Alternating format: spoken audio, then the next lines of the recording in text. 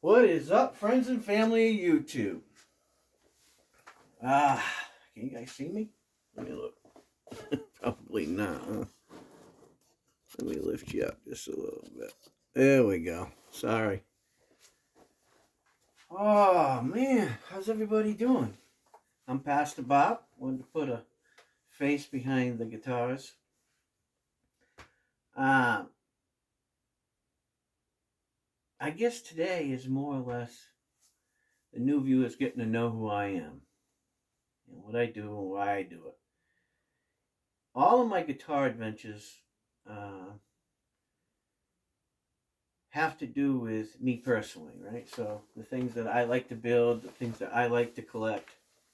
And I want to be totally honest with that. Everything that I have, I purchased myself. None of it was given to me, nor did I ask for anybody to give it to me. Um, but I believe throughout my whole life, anything that I do, I like to share my experience that I've obtained over the years in everything that I've done, from cutting gemstones to building guitars, fixing guitars, collecting guitars, go karts, whatever it may be. I think because there's a lot of people in the world that have uh, this very private life where they don't allow people into their lives and they don't give them the experience that they need. And just as much so, there's people like myself that, you know, we like to teach people or show them little tricks of the trade or give them our viewpoint or perspective on whatever it is that we're doing. And today, you're down in my music room, and behind you, there's probably 50 guitars on the wall or more. And my new bench that I just put down here that I haven't finished yet, which I'll take you down in a few minutes and I'll show you. Uh, a lot of my viewers, they already seen most of my stuff. Well, at least the stuff that's on this side of the wall. On the other side of the wall, spread throughout all of it. I've got a lot of guitars and a lot of amps and stuff like that.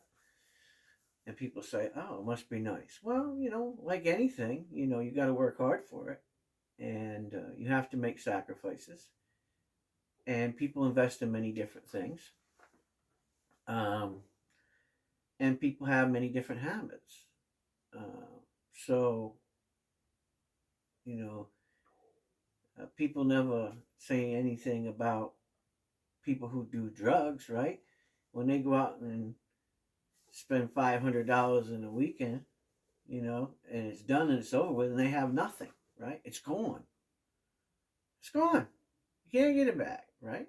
And they do this all the time. And eventually, it leads to a lot of drama and problems and creates a lot of havoc in your life. But hey, sometimes you have to go down those roads to figure it out, right? That's just the way it is. Do I point my finger at those people? No, I understand it. I get it. I get, you know, where they're at and what they're doing. There's a lot of us who've been a part of the music industry or music business growing up when I grew up back in the 70s and 80s that get it. We just get it, you know. Not everybody tells this story. And mine was, pretty simple. I really never had any addiction problems as far as that is concerned. I dabbled with everything, but whatever, I spent a long time in the military, 13 years. So, I traveled all around the world. I did a lot of things, seen a lot of people, met a lot of great musicians, fixed a lot of great musicians' musical instruments, um, worked for many guitar stores, um, built quite a few guitars myself. And through it all, I've really enjoyed it. Has it all been peaches and cream? No. Have I made a lot of mistakes? Absolutely. Do I still have problems and make mistakes with guitars or gemstones or whatever? Absolutely. That's a part of learning, right? What gets me sometimes is there are some people that it seems too cookie cutter to me, right? They only show you um, the working part of it, uh, the ready to go part of it, the beauty part of it. This is what it is, and it's next best thing to Swiss cheese or whatever. That's not how it is. And most guitar builders or luthiers will tell you there's always problems, there's always hiccups, there's always mistakes, there's always defects, there's always things that break. So, in the midst of it all, um, I'm just here to tell you it happens all the time. You know, I've built guitars and had necks twist on them. I never expected it, but it happened, and had to build a new neck. I've had it where there was a problem one time with a guitar body that I glued together, and I had tried a new glue, and for some reason it separated. It was a contaminated glue, and you know, it caused me a lot of headaches. But the manufacturer of that glue product, I explained to him what happened and sent him the batch, and he agreed with me, and he compensated me for my time that I had put into the instrument. Um, and so, you know, but you got to prove yourself too. It's not all about just saying it and it being nothing there. So I've had them problems. I've had frets come out, fret sprout, this and that. And, oh, man. And every time something goes wrong, you're trying to figure out a new angle, how to make it better, how to make it stronger, how to correct it, how to make it correct itself, or, you know, how to make it sound better. I mean, it's just, there's such, it's crazy, crazy world. People ask me about pickups. Look, on a low volume or a clean channel, I do believe that really good pickups, really well made pickups with high quality magnets do make a difference. Extreme difference? Probably not. Uh, but noticeable differences.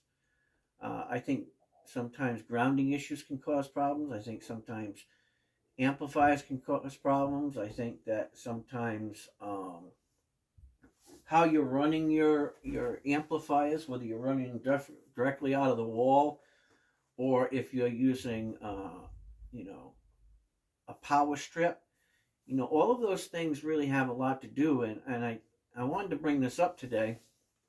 So because somebody had asked me, I'm having a problem with one of my guitars from Firefly. I said, well, what's the problem? I said, well, he says, well, it keeps buzzing. He says, and when I touch the input jack, he says it goes out. I said, well, it's a grounding problem. I said, there's a couple of different things that can cause that. I says, are you running your amplifier into a power strip, or are you running it directly into the wall? How is your house grounded? How much interference do you have in your room? How many things do you have that can pick up, static electricity? Um, how is the grounding cavity inside of your guitar body? Is it grounded out to the bridge? Um, how much extra lead do you have from the ground, from your bridge or your post uh, to your potentiometer? Do you have extra that's just all wrapped up in there and got a bunch of loops? A lot of those things can cause problems. Um, is the inside of the cavity coated uh, with the proper film, or have you shielded the whole inside of your cavity? There's a lot of different things that can cause um, guitar hum or static. And researching it can sometimes be a headache. Now, here's something that I tell people um, is if you buy a brand new guitar and you plug it in, I know I'm getting off of the subject of why I'm down here, but I wanted to bring this up before I forget. Here's the thing, if you have one guitar that you know has no problems, you don't see any issues with it when you plug it in, do yourself a favor. Replug that guitar in with the same cable, same amp. Don't change anything. And see if it has a grounding issue. And touch your jack, your input jack, your cord. And if it does it, then it has nothing to do, relatively speaking, with the new guitar that you got. It probably is a grounding issue either in your wall, or if you're using a power strip, that can cause it. And the amplifier itself, is it sitting on a floor that has no carpeting, or is it sitting on a floor that has carpeting? Is it up off of the floor or carpet? How many other electronics are being used inside of that general area that are outside of the amplification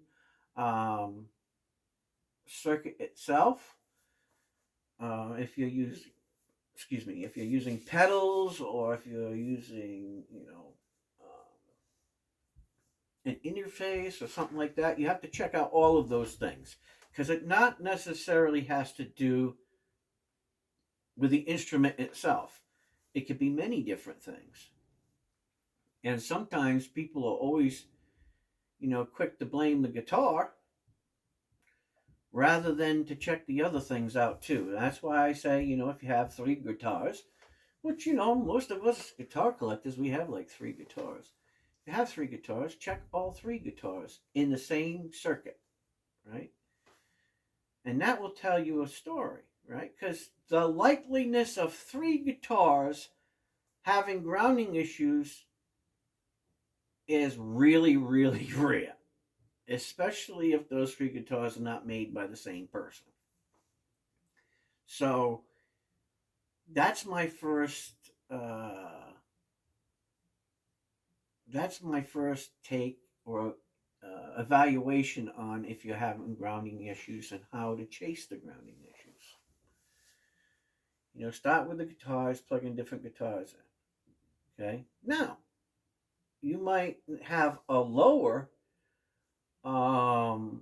grounding issue or feedback from 2 rather than 1, and that could be something as simple as, they didn't put any grounding tape on the back of the covers or your pick guard or what have you to give you some shielding. And that's not really that difficult to do. I mean, shielding tape is not like it's $1 billion. I think you can pick up a roll for like $20 or something. And I tell people, you can either use a shielding paint or you can use, shielding tape, whether it be copper or aluminum. The copper is better than the aluminum, but I find you can use either or. But before you get into that, it's much easier just to take a couple of guitars and try that out first. It could be the cord. It could be the input section on your amplifier. And like I said, a lot of people don't take into consideration that when you run an amplifier, like when I do upstairs, I already know what the issue is. I always have a little hum or a little static, and I know why. I have a lot of electronics running at the same time. TV, Xbox, lights, different types of lights can cause it. I'm on the 2nd floor. The grounding system has to go further to the ground. I understand all of those things. There are things that you can do and things that you can buy to give you better, ground and dampen some of it. But if you're running it into a power strip power strip can cause a lot of issues with feedback, depending on the quality of the grounding circuit on the strip itself. So those are some things to think about if you're going to be running a power strip, and what to use. I have a Chauvet, and I have Furman power strips, which are professional power strips, and they're designed to well, the upper um, the upper level of strips are designed to cut down and reduce feedback. Furman, I was reading up on it a few years ago. They designed it because they understood that when you have multiple components with electrical fields and different sine waves running at the same time, you know, it can cause distortion, you know, and it's very technical sometimes, but you don't have to overthink it. It's it's looking at all of the sources of how you're powering your system, and thinking about if you have a good grounding source or not. I think this is really important to explain this to you so that you don't think that you got a bum guitar from a company, especially companies that build lots of guitars. Can they make mistakes? Can grounds fall off? Can there be cold solders? Absolutely. These things happen from the best of the best. I've seen $8,000 guitars that have grounding issues. They just got a cold solder, and it was something as easy as resoldering the point, and problem fixed. But then I've chased ghosts in one of my Les Pauls one time. I was like, my God, what is the problem with this thing? I couldn't figure it out because I had put other guitars in the amplifier. There was, very minimal amount of feedback, but that was mostly due to my strip. I was running a different type of strip. I wasn't running a Furman at the time, and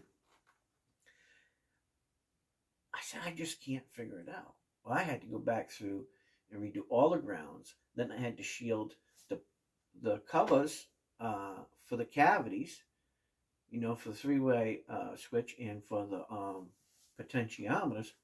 I had to shield the covers, and then I had to shield around the inside so that it made like a Faraday cage, and it wouldn't allow the sine waves to be created in there, and to have electrical turbulences going on. And that probably doesn't make sense to you all, but that's what was going on. And I was like, oh my God. So I shielded everything, got everything fixed, and it got rid of most of it, but I couldn't get rid of all of it. And so I changed amplifiers, and for some reason, I didn't have any problems. And I was like, huh. And the amplifier was an expensive amplifier. And I was like, so, don't get upset, mad, pissed off, and, smash your guitar and call a guitar builder a D-bag because they sent you a bum guitar. Do your homework. Anybody can kick something, push something.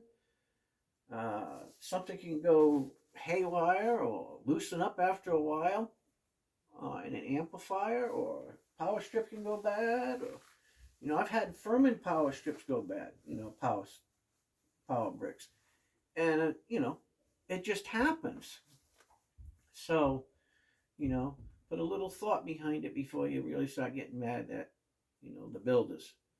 But it's a tough world today, and it's a tough business, being in building guitars and fixing guitars. And I'm just glad that I don't have to be in that business anymore and have to do it as a business anymore. I still love guitars. I still fix them. I still enjoy playing them from time to time. Um, but it's changing. I mean, it's changing. I see the quality control increase vastly over the past probably, I'd have to say at least 10 years. It's changed so much. I mean, I have 80s and 90s Stratocasters on the wall that have, you know, they have great bones, you know. They really do. Uh, Great wood. Uh, I'm not saying that the people didn't know what they were doing at the time for what they had, but they're not the same as what they have today. Does that mean that we can't take some of the technology that we have today and put it into those older ones? Sure, we can. But, in my world, I think of it this way. Um, it teaches me that what I learned before, I can always learn and compound on top of that. It's a continual learning process. You can always advance yourself. When I was growing up, most people, they played a certain way, played certain guitars, and that was it. Then all of a sudden, electronics change and modifications change and how pickups are built and the types of magnets and how many winds. And I mean, it's just so many things have changed that it overwhelms a guy. And quite frankly, I'm glad I don't have to deal with a lot of that stuff anymore because it's just a lot to take on. It really is. And my hat's off to you guys today, you guitar techs and you guitar builders. I'll tell you what, whew, it's crazy. It really is. I still enjoy it. I can learn just about anything. So, it's not that I don't want to learn. It's just if I had to be a solo guitar builder in today's world, it would be so difficult to feed my family. It would be. Unless you really have a system down with, really, really good people to help you that are consistent, you know, it's tough. It really is. It's a tough market. Now, people always like change and people like different. Some people are just traditionalists. They just like the traditional things, They like the Strat, they like the Les Paul, they like the Telecaster, They like the um, whatever when it comes to electric guitars. And acoustic guitars, your big brand names, your Taylors, your Gibsons, your Guilds. I mean, they've always been, leaders in the market because they have time, they have experience. Um, they've really put a lot of thought into their craft. Um, the type of woods they use, they know what woods work best for them, and that's what they go with. Does that mean that other woods are not good and that other woods can't perform the same? No, that ain't what I'm saying. And I learned that a long time ago. There's just a standard that these companies have come up with, and that standard works for those particular companies. They know that's what works. They know that these electronics work with them and these strings work with them, and they go for it. But I think that there are a lot of other great woods and great products, different types of metals that can be used and plastics, and different types of carvings that can be used to create just as good of a product, if not better. And so I don't live in this little box of just being a fanboy of one type of guitar. As you can see, I mean, I have different ones behind me. From Paul Reed Smith to Gretsch to you name it, I got it. G&L, LTD, Fireflies, TTM, custom shop guitars, Squires from all kinds of different places around the world, from Korea or United States. Those are really sought after guitars. I have a Squire on the wall that's super rare. Made in the United States, only made 1 year, and I think there were less than 100 of them ever made. So, there's certain things that I've sought out after over the years, but I've found lately that, IYV makes really good guitars. They're coming out of Vietnam. Firefly makes really good guitars coming out of China. I think that the Squires today that are being made in China are really good. I think they rival some of the Mexican made um, Fender guitars. And in some respects, maybe even the USA made. So, you know, attention to detail and knowledge and learning and, comprehending more about musical instruments really has a, you know, vast amount of difference in growth in any company, no matter where you are in the world.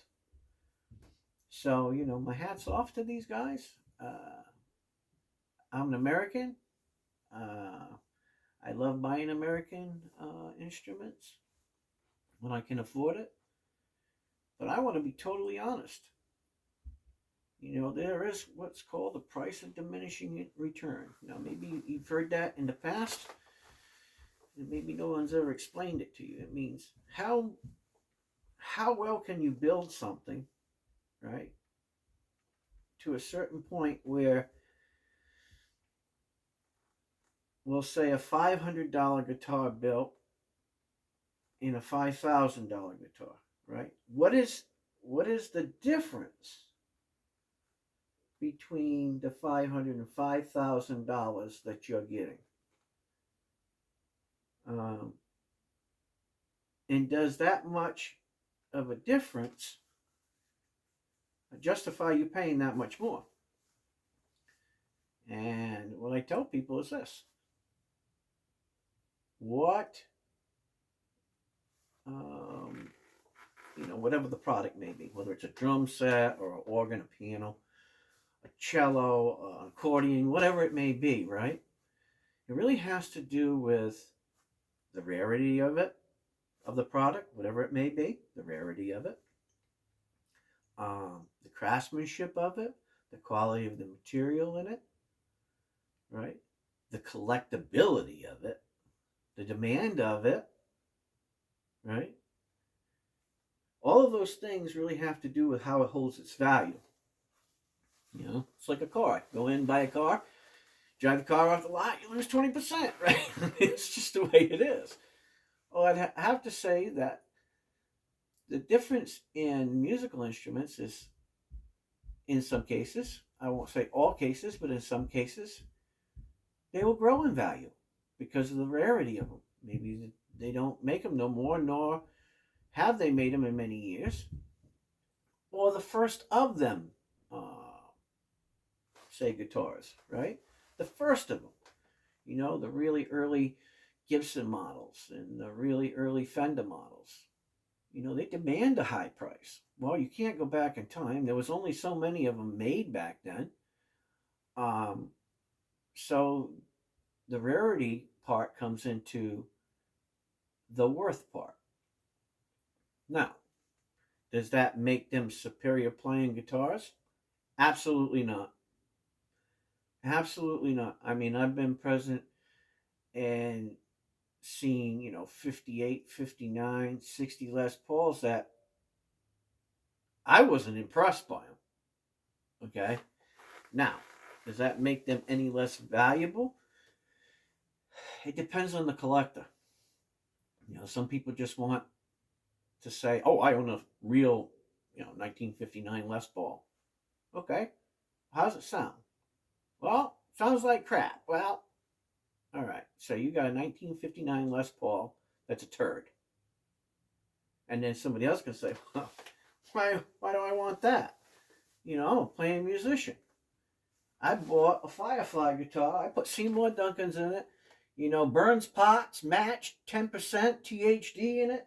I got Mallory caps. I got Tone Pro bridge set up on it. I got Grover tuners, whatever. And I could play it today, put it in the stand, go back tomorrow, and it's still in tune. I can go out and play anywhere in the world, and I know that guitar is dependable. And I only got, say, $800 or less in it. I get it. It makes sense. Absolutely.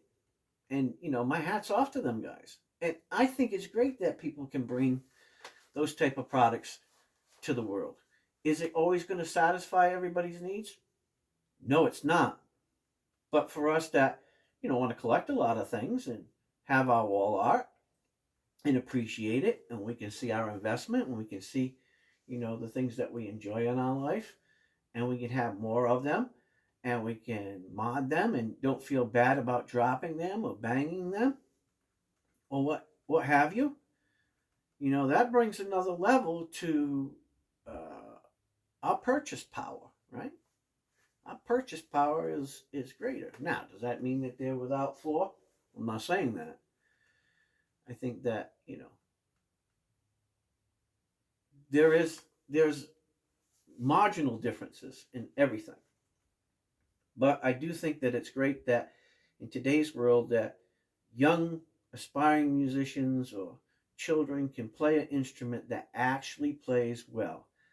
That out of the box you can string it up, play it, and it actually sounds good. It doesn't sound like dog poo. I think that that's great. I think that's wonderful that the world can do that today.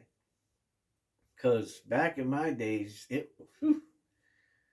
man, there was some junkyard dogs, and I owned some of them.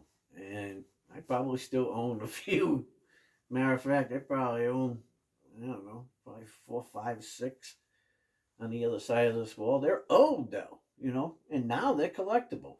What you would pay for back in the day, $60, are now, $400, $500, $600 because they're rare.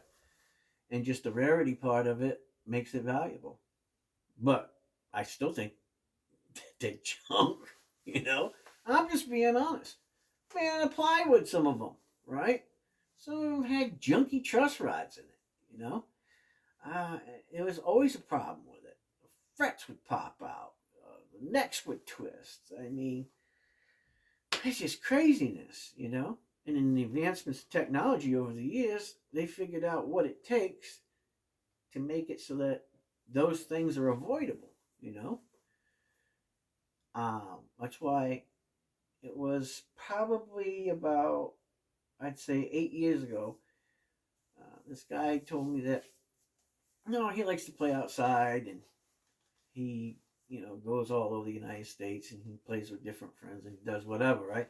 I was like, oh man, because I could play Reckoning with wood, right? Because wood, it changes, it can move.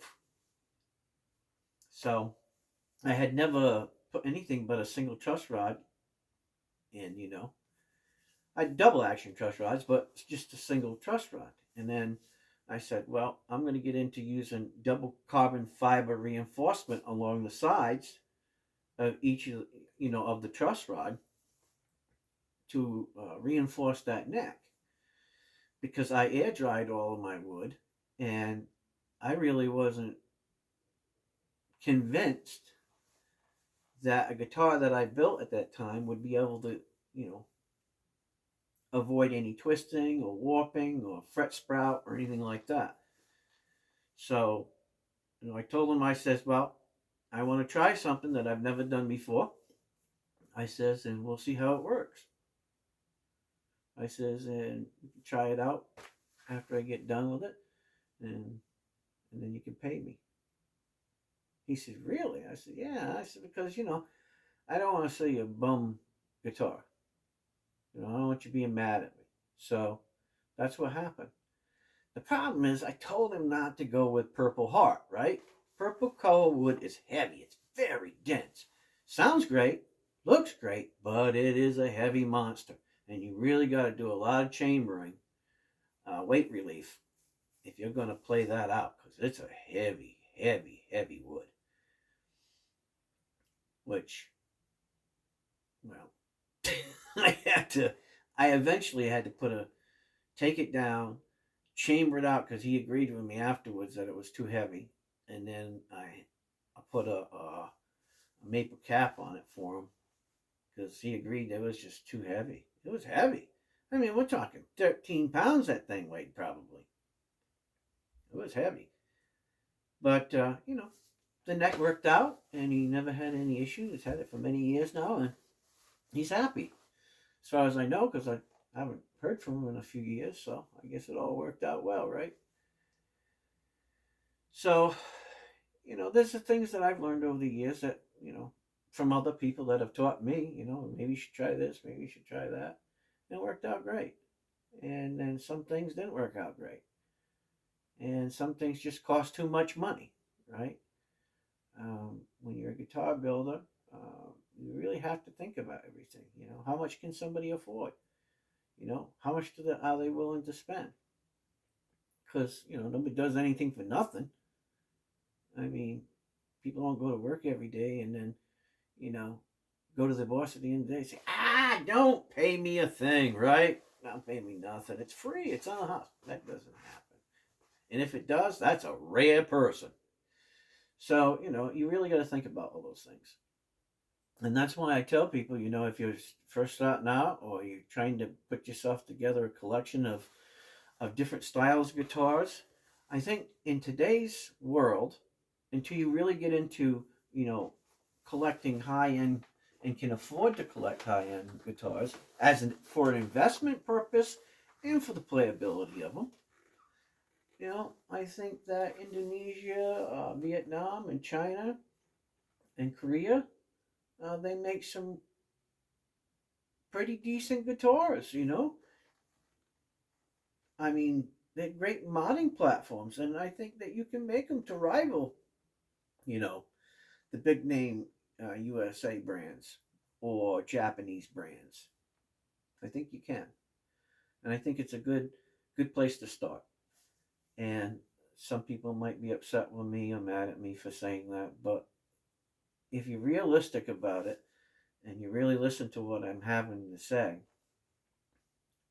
we all had to start somewhere. Not everybody, was born with a silver spoon in their mouth and mommy and daddy bought them everything they wanted. A lot of us don't come from that world. I didn't. And I'm sure, a lot of my viewers, they didn't have it that way either. And if they did, God bless you. You're one of the lucky ones. The rest of us, we've had to struggle. And when we have a Les Paul that has Gibson on the headstock and it's a real one, we're pretty proud of it because that's an achievement for us.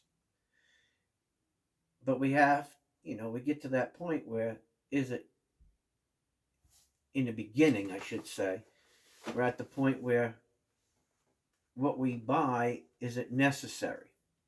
Is it going to help us? Is it going to be a tool for the art to create music, to help us get off the ground floor? And then later on, we move to other things. Doesn't mean that you can't buy like a Firefly and not love it for the rest of your life and it be your go-to guitar. I'm not saying that. Or a Squier, or an IYV, or a Jackson, or whatever it may be. It could be a lower priced, a lower introductory price, something that you just fall in love with. My very first guitar is long gone, and I hate to say it, but it was a turd box. But I made a lot of banging and music on it. I guess if you want to call it music. It was to mine. I mean, probably scare some people off. And that's just the way it was. But it still was my first guitar, and I still remember it. I don't have it. Now, my first real expensive guitar that I purchased is a Guild Bluesbird. It was one of the last ones. This is why I spent the money. It was one of the last ones off the production line in Rhode Island. And I said, you know what? I have to buy it. It's a part of history. It's a part of where I grew up. My family built the guitars. I mean, it had a lot of reason why I wanted to spend the money to buy, you know, a Guild Bluesberry. Not just that they play really well and they sound really well and they have high quality materials. There was a lot more things behind it. And I think that sometimes that's a part of the whole equation of buying musical instruments too. You know, it has to do with the joy that it brings you. Um, what is your real reasoning behind it, right? And it really shouldn't matter what other people think. Look, they can say whatever they want to say. Maybe it makes them feel good to try to make you feel bad, but don't feel bad. Be happy with your purchase. And if you're not happy with your purchase, then move on to something else. You know, maybe somebody else will be happy with that item. That's why there's so many different companies, building so many different types of guitars and styles of guitars and using all different types of parts and stuff. It makes the market um, so big that people have choices and competition. And with this competition, there is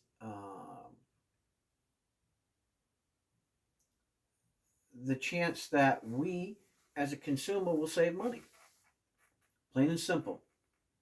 You know, um, if somebody can make a beautiful Les Paul with good quality materials for $200,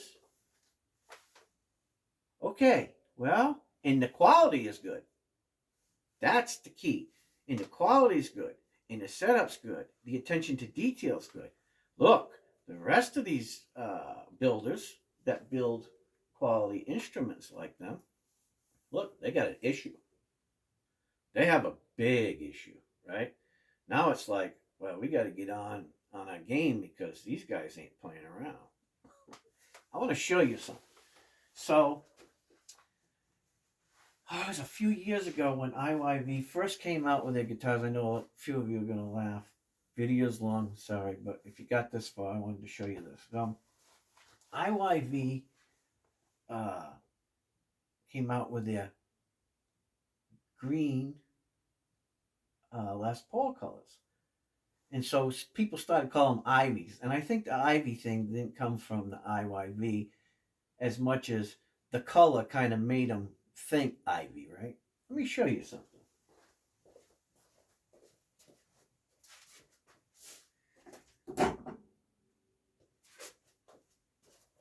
I want to show you guys this guitar. So this is an IYV, one of the first ones that they made, right? And you guys can see that top. It is absolutely a top to die for. Now, I can't remember how many mil top, but it's a solid top. I've taken this off. I've looked on the inside. This is a solid top. And if you look at the back, it's a beautiful back. And it's a two-piece back. You can see this portion and then this portion, right? And the neck is a three-piece neck. So you can see the three pieces that go right up the whole neck, okay? Now people say, well, what's up with that? Well, here's the thing. This neck is a strong neck because whenever you re-glue the joint like that, or you have a scarf joint, it strengthens it. So this is a pretty strong neck, beautiful body, great mahogany, great figure, beautiful top. I mean, this is a really nice guitar. This is a really beautiful guitar. And when I look at it, I look at the playability and the action's super low. It's like 1.5 or 2 mils. I mean, this is, this is a really good instrument to start with. There's nothing wrong with this guitar. Except you got to get over the fanboy thing of the headstock. The name on the headstock. The headstock does not make the guitar any more playable.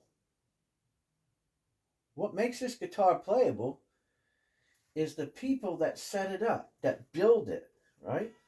the quality of the components that are put into it. That's what makes this good instrument a good instrument. So when people get over this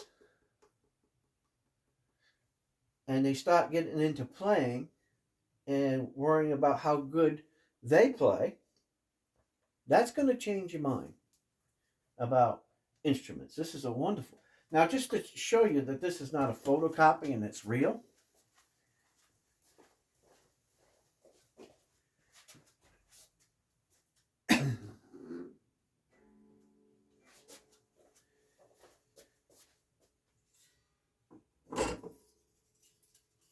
My brother broke a few strings the other day. Broke a few strings. Hey, Tom, you might want to fix them. Here's my brother's. Here's his top. Nice top. I'll show you the back. Now, on my brother's guitar, beautiful back. Two-piece body. You can see it right here. Right? And his neck is a three-piece neck. I can see it, the lines in here. And it's a beautiful guitar. Now, he doesn't have the same figuring, so, but I've taken the pickup out of mine, and it's a real cap. So, you know, we paid, I think, a couple $100. And in this abalone, if you look, my abalone, I don't have abalone on mine. I have mother of pearl on mine. And my brother, he actually has abalone on his. So this is different. And then I was like, man, how do they do this? How I look, I couldn't source out the lumber alone to just have to get started for the price I paid for mine and my brother paid for his. I can't. That's the honest to God truth. I couldn't do it. So when you start thinking about that alone,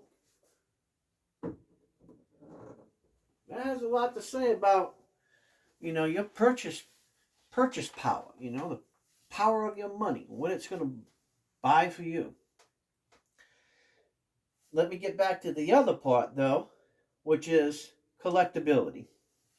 Does that mean that IYV or Firefly will not become collectible one day? Look, there was a lot of companies that started out many years ago.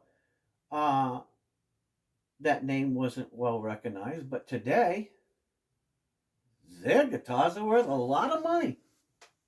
So, you know, time will tell. Will it be while I'm alive? I don't know. I really don't have a clue on that. But I can tell you there is a growing love for these guitars. There's a lot of people who collect them. They can afford them. They're finding that they're, you know, great instruments for and go above and beyond what they're paying for them for value. So I see that if they continue to build these guitars, yeah, they're going to be worth money one day. I really believe that. I really believe that.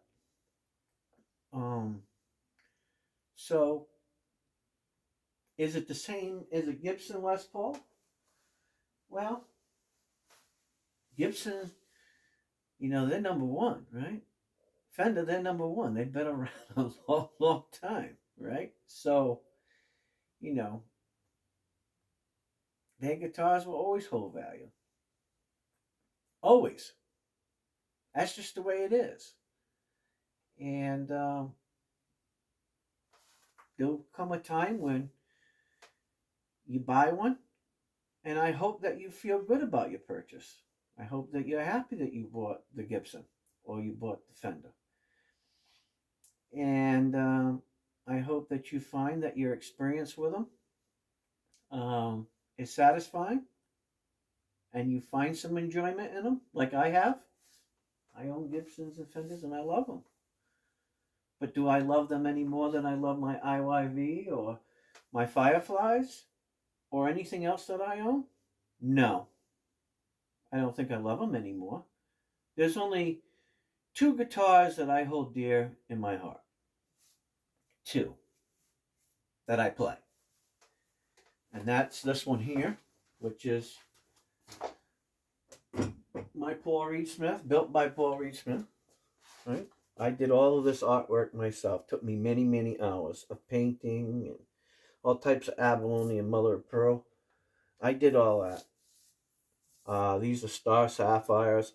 I mean, this is my love. I really love this guitar. And there's many reasons why I love it. These are Marimar Burma rubies that are in here from where I nicked the hell out of it. So I put gemstones in it. But this is my guitar. It's a low serial number. Has Dragon 2 pickups in it. I mean, wraparound tailpiece. This is a nice McCarty. Okay, this is a really super nice guitar. It plays super nice. The action's great. I just love this guitar. This is a real USA McCarty, and I have nothing but great things to say about this guitar. I love it.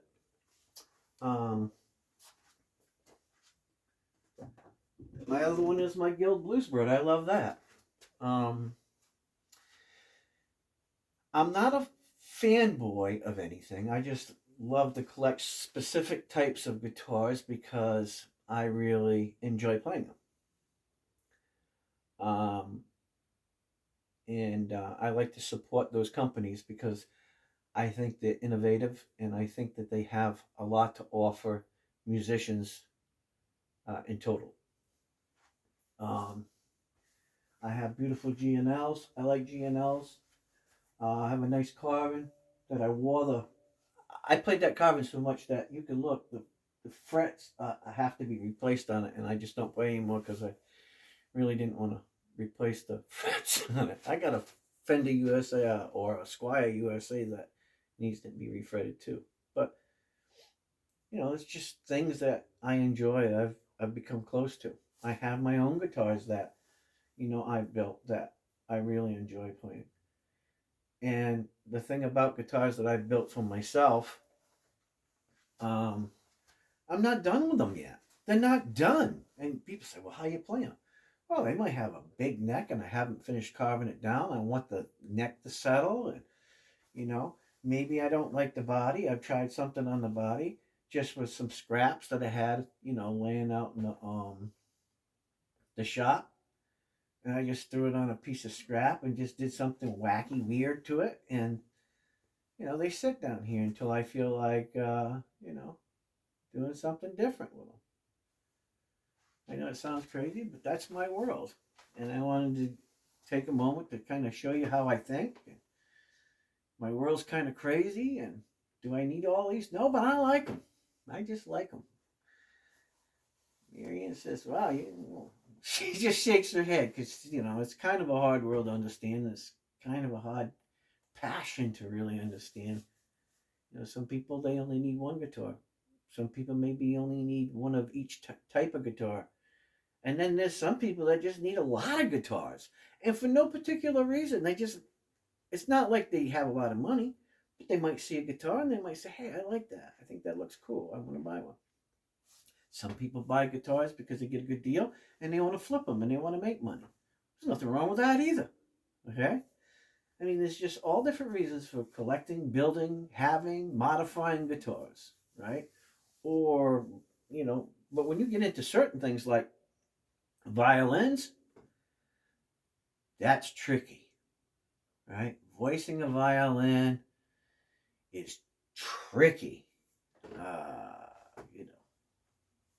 And I must say that there are certain violin makers that are exceptional, right? I mean, they were the masters, and it's hard. I mean, it's in today's world, it's easier to get close to things, but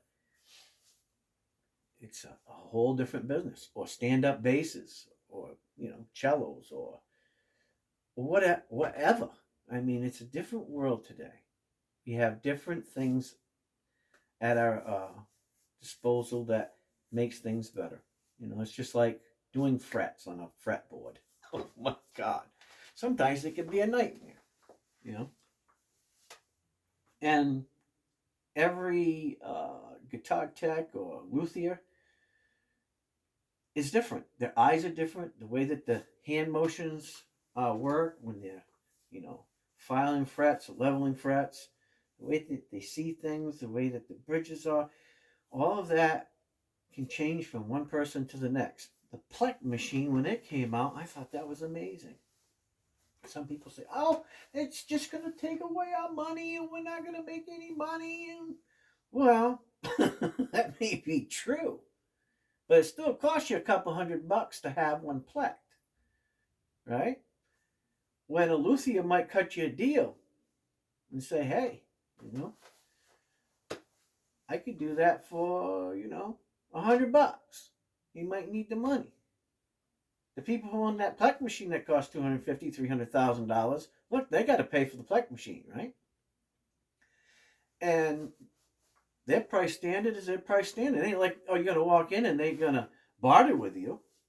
That's the difference between a luthier or a guitar tech and what they can do for you and a big business that owns a Plek machine. Do I think plecking a guitar is great? Yeah, if you're going to buy a high dollar guitar, right? I think Gibsons are all plecked, if I'm not mistaken. But if you're going to buy a guitar from, say, Sweetwater or something, and you want to have it plecked and they're not plecked because they're maybe under the threshold of where they actually have a guitar plecked, hey, why not have it plecked? That way it's all done from them, guaranteed from them, the craft, the quality of the workmanship, and it's done. It's a done deal. As to, buying IYVs or Fireflies, they do a really good job, but some of them may have high frets. Some of them might have some minor issues. And that's where, you might be better off going to your local tech, your local guitar tech or local luthier, because it might be something really simple and they can do it for you. Or you could even learn it yourself by watching YouTube videos. But here's the thing. When you want to try to do some of this stuff yourself, hey, it can be fun, but it can also be a pain in the rump. And then you got to buy all of these tools, right? And not all tools are the same. Not all fret files are the same, right? Not all fret leveling blocks are the same. So those have an exponential amount of cost, fret saws and contour guides and all kinds of different things. It can end up costing you so much money that it would not even be worth it. Plus the hassle of having to do it. Now, if you just want to learn in your basement and you want to acquire these tools over a period of time because it's something that you like to do, there's nothing wrong with that. But if you're just trying to get a guitar done, up, ready to go, playable, that's when you use your guitar techs and your luthiers, And some of them might be nice enough to kind of show you, and teach you a little bit along the way, which is really nice because, some people have their own little tricks of the trade that they don't like to give out. They just don't like to give that information for free. And you know what? They earn the right to say, no, I don't, I don't teach people, and no, I don't give out my secrets.